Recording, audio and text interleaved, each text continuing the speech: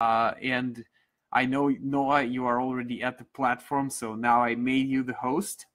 Noa Baum, a renowned storyteller and story coach, is going to share with us about bridging differences through storytelling. And I know it's going to be great because Noah can do it either way.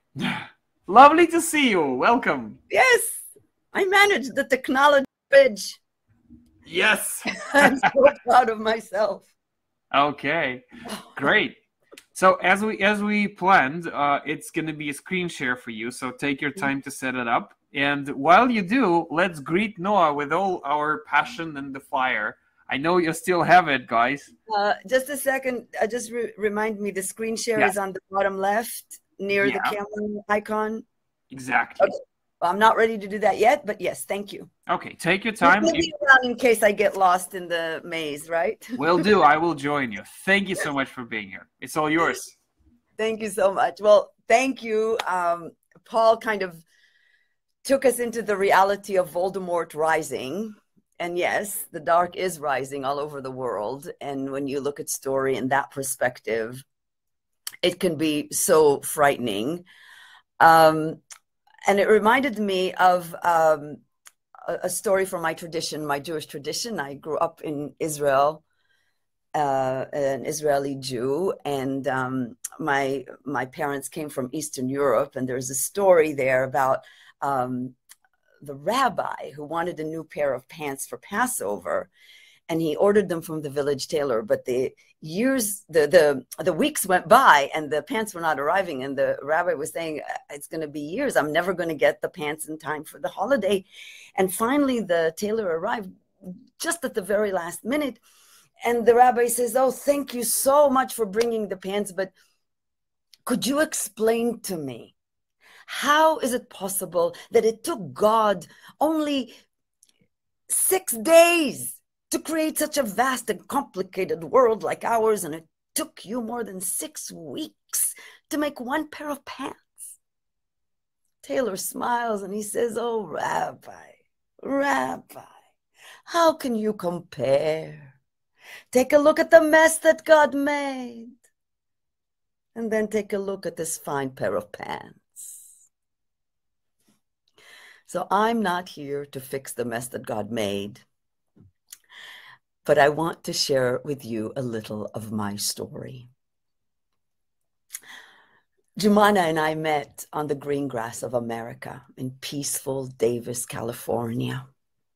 It was a family potluck and student housing, and she was holding her baby boy. I was holding my baby boy, and she had this beauty that I immediately recognized from home. So I walked up to her and asked her what her name was, and where are you from, and what's the name of your baby? And she said, Tamara. And what's yours? Itai. And where are you from? And she said, Jerusalem. Near Ramallah, actually. I'm from Jerusalem too. And her American husband stepped right in and said, my wife is a Palestinian, you know. As if I didn't know. But I didn't know if she'd want to talk to me. You see, I grew up in Jerusalem, a proud Israeli Jew.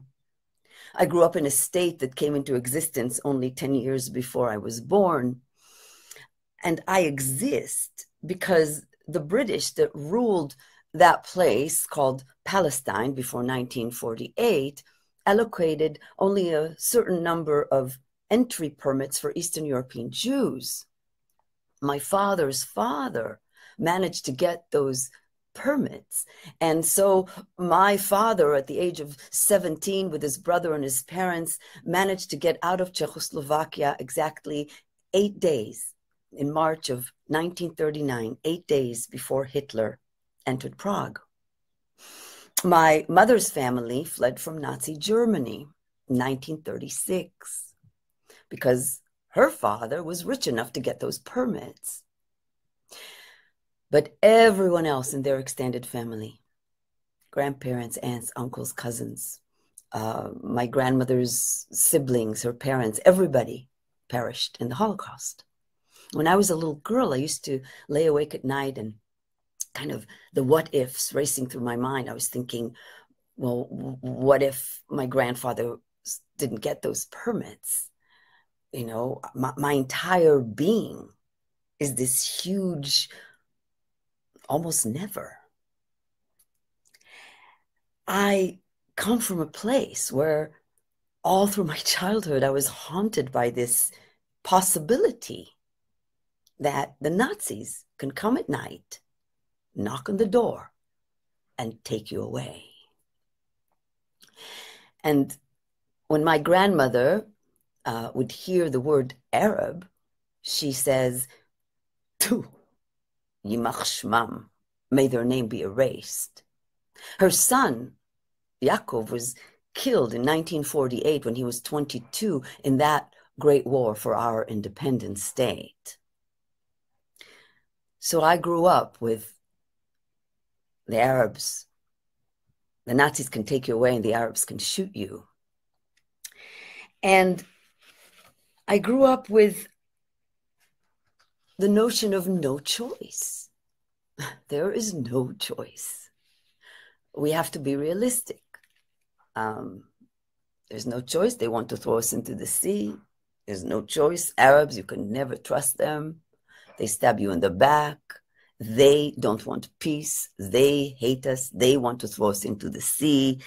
I was never taught to hate them. It's just that they hate us, and we have no choice but to defend ourselves. And Jumana and I watched our children grow up together on that green grass of peaceful America. Tamer and Itai, our boys, were friends in kindergarten. They spent hours combating Pokemon and conquering the world together. And we watched them grow without the fear. And no one put it in words, but each of us knew. Back home, my son would grow up to the army and check IDs at roadblocks. Her son would grow up to arrive at the checkpoint and throw stones at the oppressor. So I didn't know she'd want to talk to me. She didn't know if I'd want to talk to her. But over the years, slowly and cautiously, Jumana and I did start to talk. For a long time, it was just mom stuff. And then in 2000, I started working on a story of my memories from my very first war in 3rd grade. And suddenly I realized that I'd known this woman now for 7 years, that we both grew up in the same city, not even 5 miles from each other. And I actually never heard what that war was like for her. Did she sleep with all the neighbors in the furnace room like I did? Did Palestinians even have bomb shelters? I was filled with unease and shame that those questions never even crossed my mind before. But I called her up, and a new chapter in our relationship began because I started asking questions and I started listening. And the stories came tumbling out. She told me about her childhood. She told me how when she was about 10 years old, she saw a 13 or 14-year-old boy being beaten by soldiers. And that was the first time in her life she understood the meaning of the word hate. And hearing it felt like somebody just kicked me in the gut, because those soldiers that haunted and terrorized and terrified her entire childhood were our heroes, our boys, our symbol of security, everyone that I knew that turned 18 and went to the army, including my brother. Suddenly my people were the them. And it was painful. But I kept listening because she was telling me her story. And so we talked and we talked and we talked and we listened to each other's stories. And eventually we started talking about our history, those big national narratives that Paul was talking about. And she would say something that was a historical truth, a fact from history. And I would say, but that's not true at all. That's Arab propaganda. And then I would say something that was a historical truth, the truth with a capital T from history. And she'd look at me and say, but that's not true at all. That's Zionist propaganda. And we found ourselves arguing. And then she said, look at us. We're getting defensive. We laughed. I picked up the baby so she could make a soft-boiled egg for the other boys, and we continued to talk. There was never a moment that I felt I can't continue to talk with this person. And this experience was very powerful. It was so powerful. This ability of ours to hold on to our compassion, to continue to listen in spite of differences, it shook me to my core. And it propelled me to do something. And I thought, maybe I could be more useful using my art form as a storyteller rather than just going to demonstrations and staying angry all my life. And so I created a one-woman show called Land Twice Promised, where I tell our personal stories and the stories of our mothers that echo these contradicting national narratives of our people. And very quickly, after I started performing it, I realized my story is not just about two moms meeting on the playground, and it's not even about Israelis and Palestinians. My story is about the power of storytelling and the power of listening to the story of the other, even and especially when their story is difficult to hear. And so I started using this tool, using storytelling as a tool to create bridges, to help people bridge differences in workplaces and communities. And eventually I wrote a book about it called Land Twice Promised, An Israeli Woman's Quest for Peace, where I talk about this journey of coming from a very black and white narrative and look at the world to being able to stand on stage and tell the simultaneous stories of Israelis and Palestinians, and everything that I learned about listening to the story of the other. But I'm here to tell you that it's not easy. And of course, you already heard from Paul that I did not bring peace to the Middle East. But I want to talk a little bit about the power of story, the challenges, why it's hard, and also why it works. So this is the moment that I'm going to share my screen. Wait, screen sharing. Okay. Share a screen. Help. I'm not seeing my slideshow. Don't worry, I'm here for you. I'm not seeing my slideshow as appearing here. Okay, it should be share screen and oh, window, share window, share exactly. window. I got it. Thank you. Take your time. Okay, sorry, this is not my. Okay, if you can see the slides and you're excited about what you're about to see, press a fire. Can people see it? Okay, thank you. Okay, okay. So I'll go back.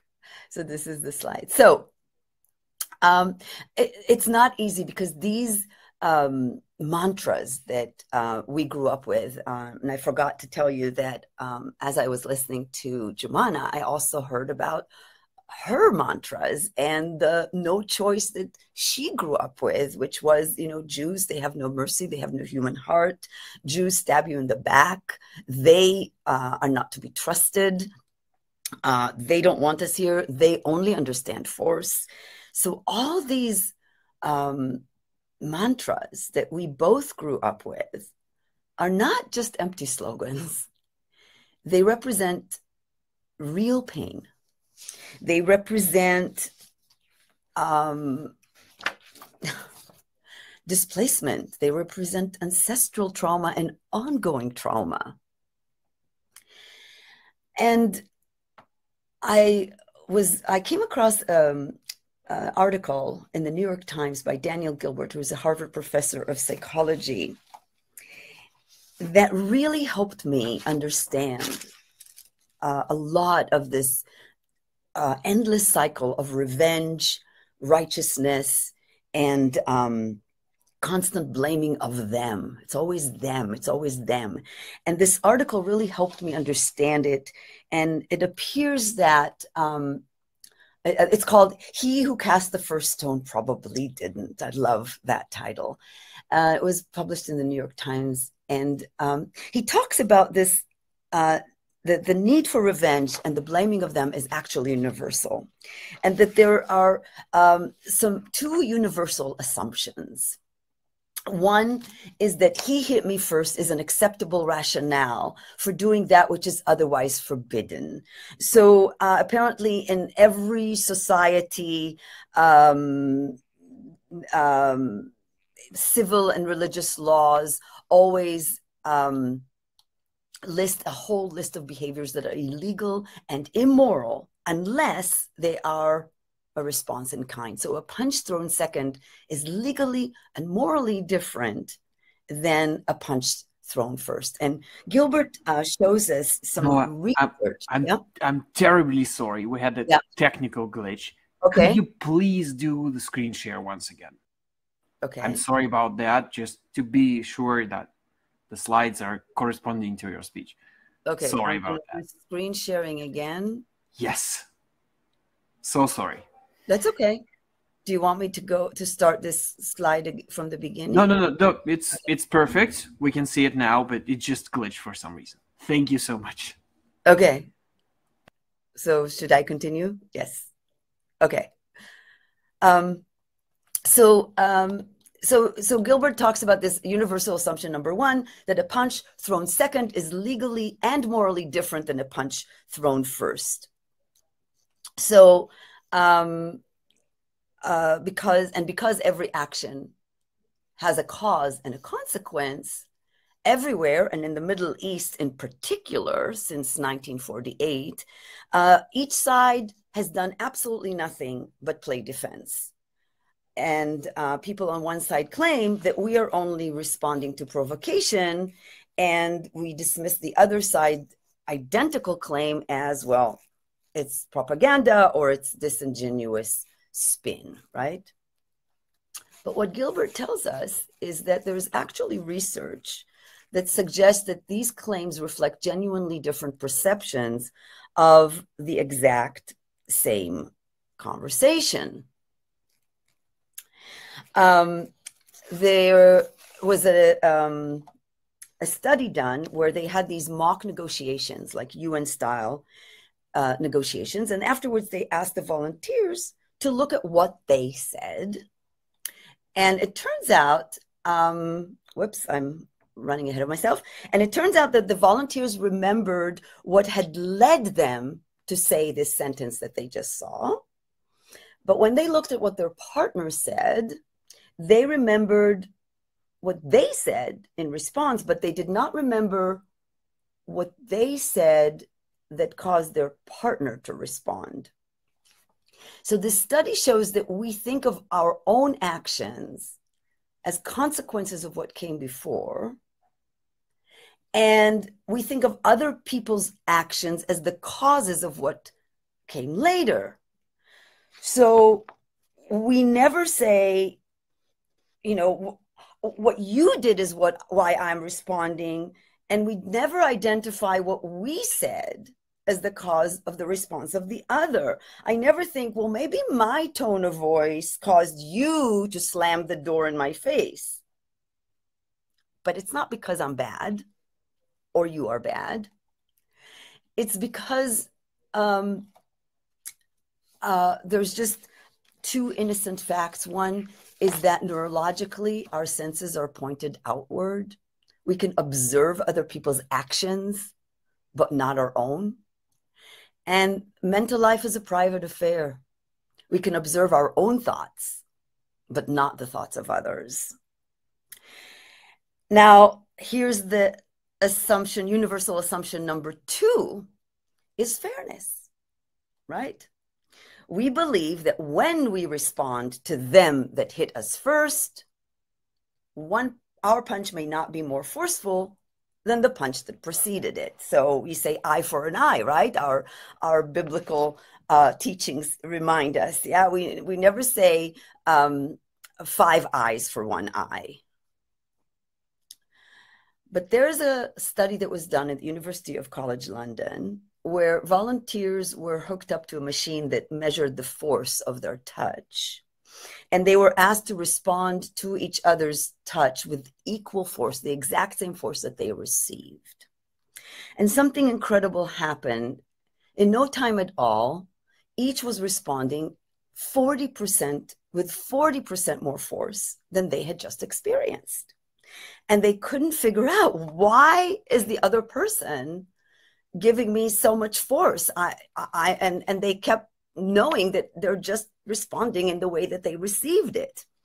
Well, this escalation is another product of a natural product of this little quirk in our brain that causes the pain that we receive to always seem more painful than the pain that we produce. So we have no neurological capacity to sense our own force. It's just the way our brain is wired. So we usually give more pain than we receive. And together, these two studies show us that our reasons and our pains are always more palpable, more obvious and real than the reasons and pains of others. And this leads to the escalation of mutual harm and the illusion that others are solely responsible for it, and the belief that our actions are justifiable responses to theirs. And my question is, in this increasingly polarized and violent world, can we transcend our neurological programming and become more aware of the impact that we actually have on each other? And it's not easy to do because our brains are wired to keep us safe. Unconsciously, we have a biological inclination to seek belonging and connection, and we gravitate towards those that look most familiar and that feel safe to us. And again, it is just the way we are wired, and we are attached to our way of thinking because it's the way that we navigate the world. You know, the way our brain perceives the world helps us function. Our reality, our identity helps us function. So if we meet somebody who looks at the world in a different way, it could be challenging, it could be threatening because it threatens our way of thinking, and we just want to get out of there. We react with either I'm right and you're wrong, and we argue, we debate, like Jumana and I did when our historical perception of truth was challenged by the other. And it felt so threatening. It was so hard for me to hear her. But, and we can also just shut down. And most of us do that. We just shut down. We don't engage. It's too scary. We go to Twitter or Facebook because that's safer. It's out there. But what if we found a way to respond to our differences, not as a threat, but as an opportunity? If we could create a container for not opinions and concepts, but for experience. And that is what story does. So story is based on experience. And when we open to another person's experience, a couple of very important things happen. The first is that story shifts the emotional connection. It creates a sense of trust and intimacy, and it cultivates curiosity. Now, we're not talking intimacy, being best friends forever, but it gives us a chance to get a glimpse into the world of another person that we wouldn't have in just a social interaction. And it makes us more curious to know more about this person. In one of my workshops, I had a participant, it was an interfaith workshop, who said, I can't believe how close I felt to someone after listening to a 3-minute story. I felt like I know this man, and it's the first time in my life I got to sit and talk heart to heart with an Islamic person, and it changed my life. So it's just a 3-minute story created that sense of intimacy. And it's created not because of the content necessarily, or the words it's exchanged between you. It's because of the process. And I can't say more about this because this is the kind of story that I'm talking about. It's the being face to face in the same place at the same time. It's not story on Facebook. It's not story in the headlines and news. It's not story on Twitter. It's being together in the same place and the same time, listening and being listened to. And that process is what opens the door for change. And being in the same space is crucial. It's what sets story apart, because it's not just about the story, it's about us. It's about the connection that we create, this relationship. And that's what creates the potential for change. The second miraculous thing that happens when we open up to another human's experience is that the cognitive connection is shifted too. So when we debate, I present my concepts and opinions, and accepting yours means I have to give up mine. And that's threatening to my identity and my way of constructing the world around me. But when I listen to story, I'm using what Annette Simmons calls the world's first virtual reality. I'm using my imagination. So I just look at the world in a way that is not mine through my imagination, and I don't have to accept your opinions. I'm just imagining how the world would look if it was the way you are thinking about it. In debate, I often become defensive naturally because my worldview is being threatened. But when I hear a story, I feel safe. It's just a story. It's another person's experience. I don't have to declare defeat. I don't have to say that I'm wrong. And when I listen during a debate, my mind is already working on what I'm going to say next, right? I'm listening to reply. But when I'm listening to story, I'm listening to understand. So I had this one workshop participant who, for her, abortion was against her worldview. It was against her religious beliefs. And she was listening to a story of someone who had an abortion. And this is what she said to me afterwards. She said, for the first time in my life, I was able to consider something that contradicted everything I believe in because I was listening to her story. I found myself being able to accept that abortion could be a valid option and even essential for someone else. So she didn't change her religion. She didn't change her views, but something softens around the edges. And she's now able to understand that maybe for somebody else, it could be a different choice. And that little softening is the opening for change. But so, when we use stories strategically, it allows us to suspend judgment. It expands our ability to hold paradox, to hold a view that may contradict my own. And, but it's not just the listening. It's not just the listening to somebody else's story. It's the telling too.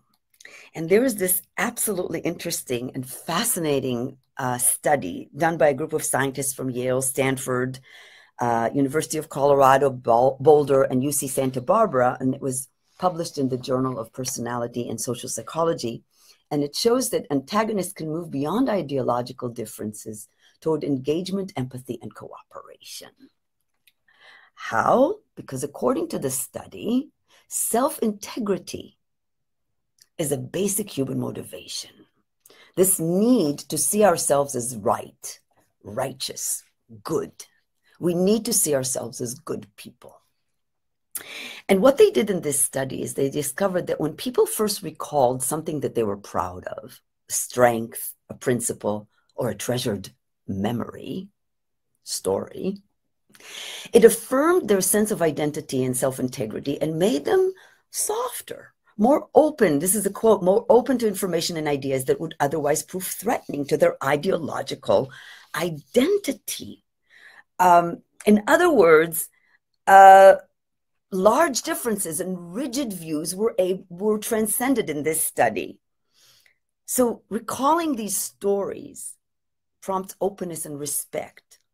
My Palestinian friend Jumana and I heard each other's stories. She told me how she had to find courage when she was 10 years old, in 5th grade, trying to save her sister and her friends from soldiers in a demonstration happening and violence, trying to get her sister home safely. Yeah?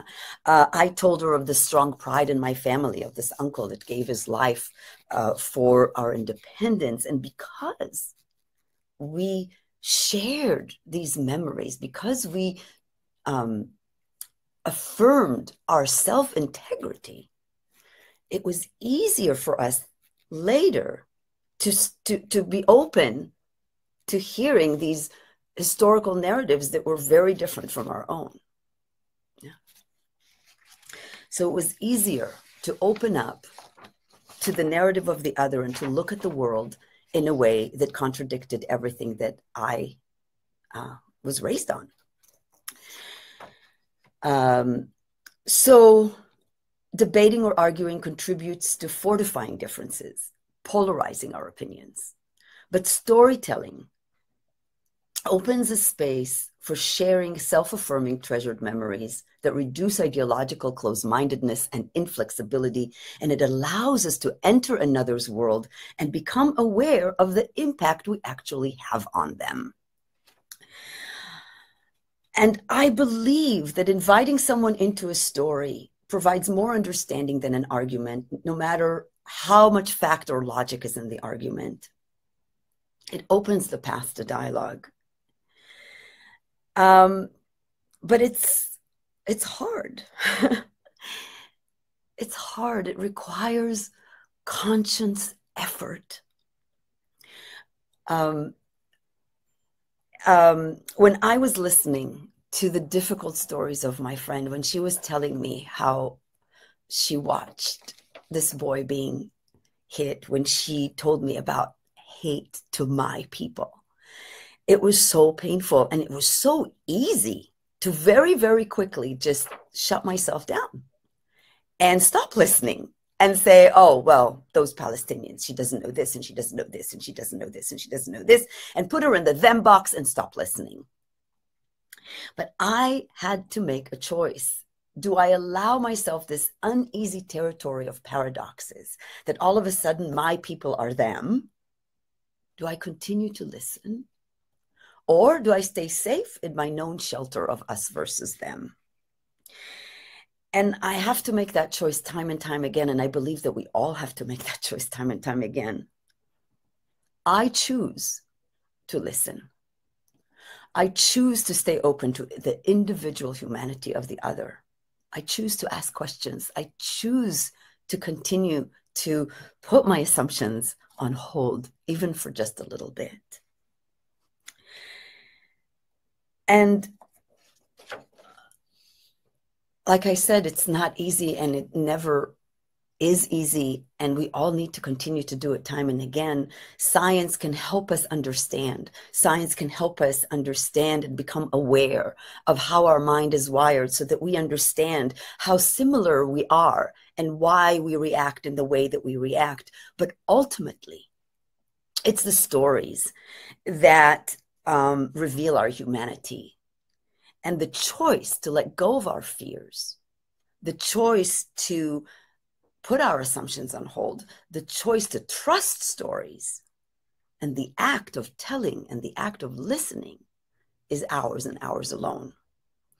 And I hope that my story inspires you to seek out the other, to cultivate this attitude of curiosity and open heart, and to use story to create bridges.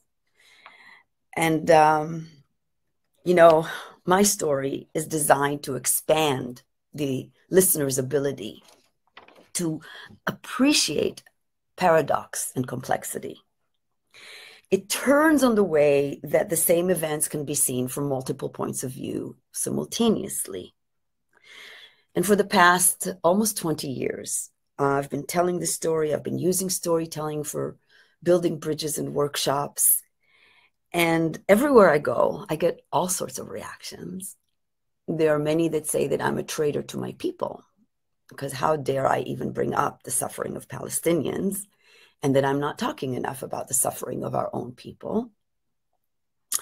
There are many that say that how dare I, an Israeli Jew, even give voice to the story of Palestinians, and that I'm only talking about the suffering of the Jews. And there are many that say, maybe even like Paul, what are you doing? Aren't you being naive? Can't you really see what's happening in the world? Look around. Storytelling? Really? And I don't always know what to say. But I like to remember something that my Palestinian friend said to me a couple of years ago. She said, you know, I consider it a privilege having gotten to know you and listening to your stories. Before hearing your side of things, the Israeli was the enemy, the abuser, the one who took away my rights, ruled over me as a child, terrorized my entire childhood.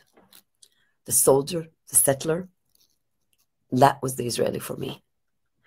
So it made a huge difference getting to know you as a person and hearing your stories. So to the cynics and the naysayers, I say, I have no choice. We have no choice.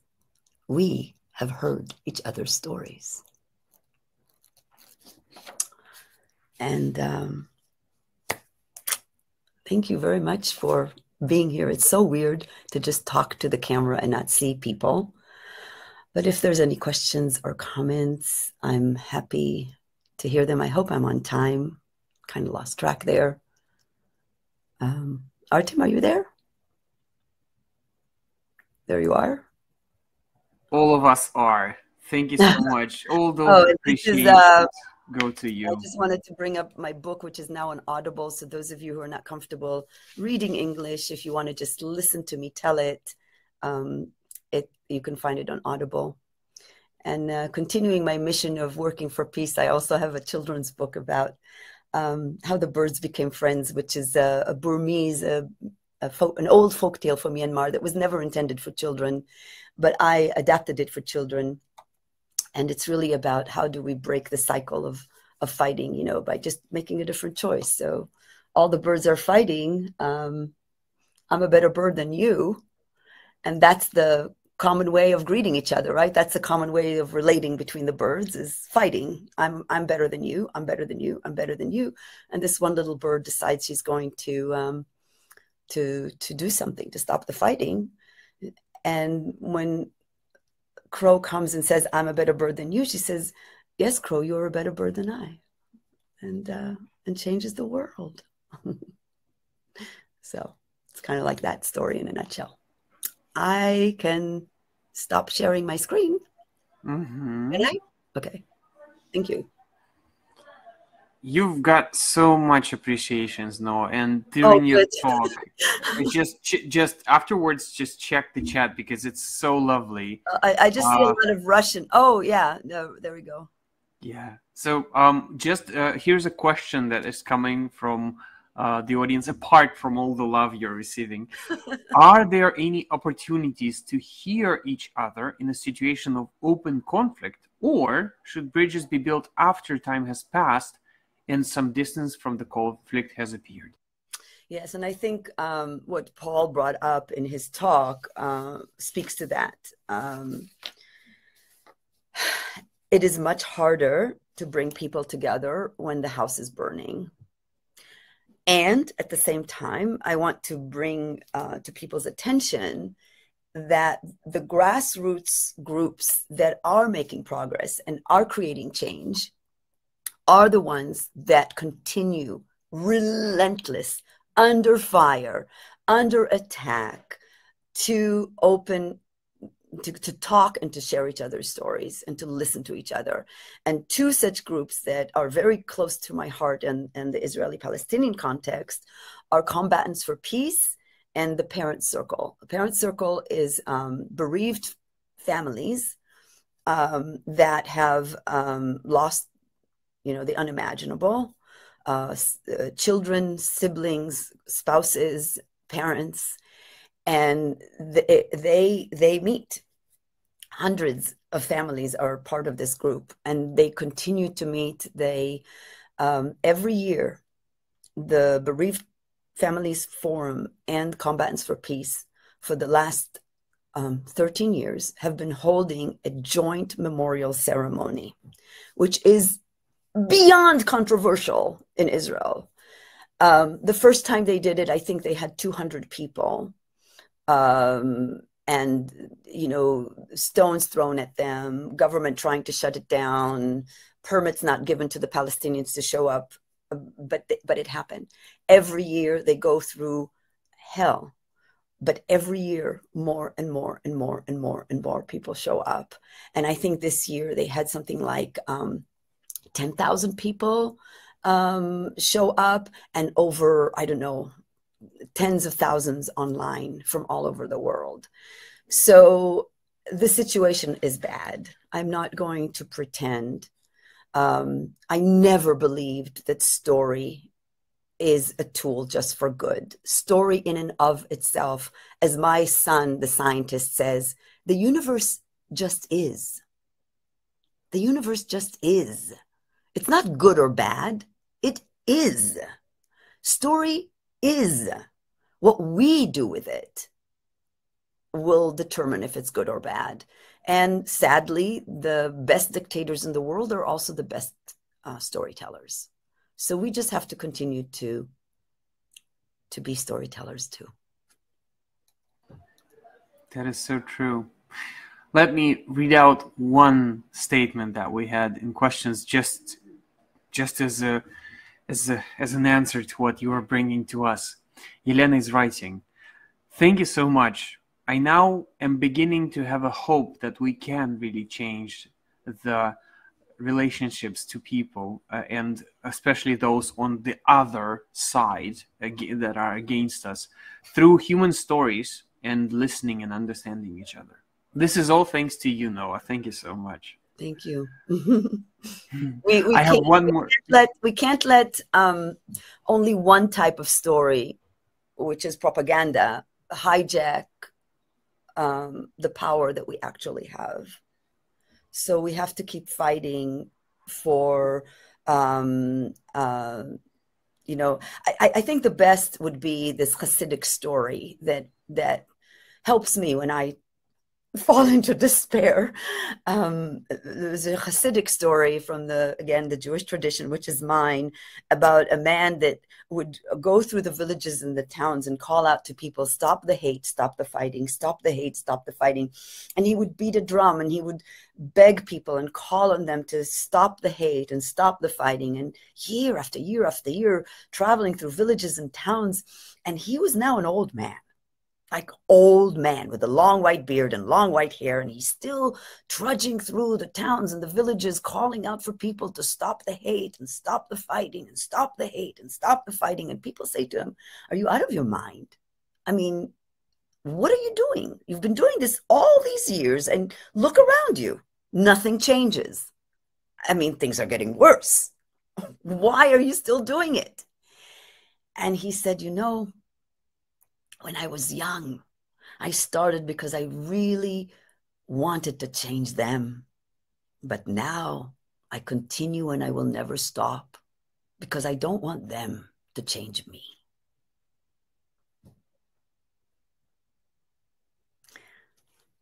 So I'm going to stay naive. Vinod says this is wonderful, and all those fires join him. This is a great message. Noah, this was beautiful, and I just have one more question to you.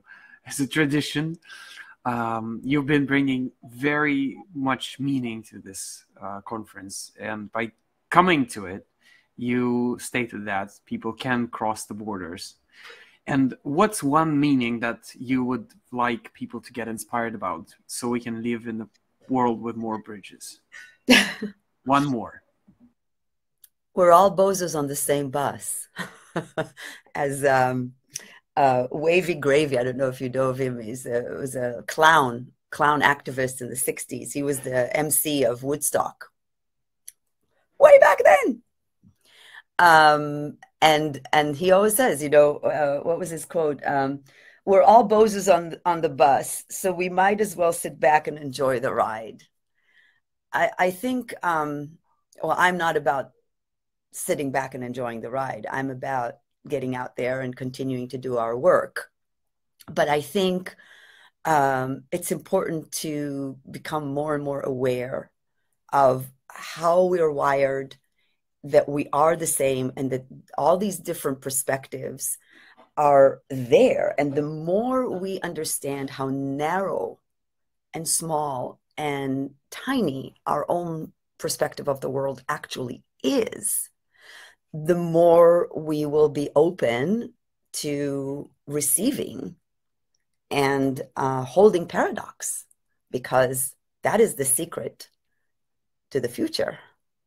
You know, light is wave and particle.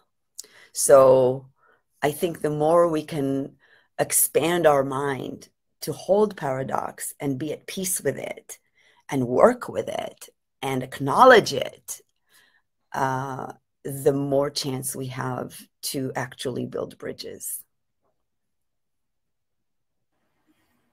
Totally with you on that. Noah, thank you so much. It's been lovely.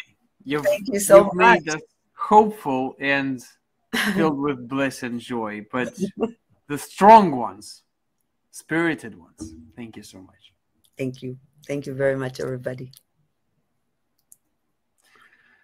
Now I'm filled with peace and realism and some thoughts about narrative and a lot more. We still have one more speaker to go, guys, and our last guest for today actually guessed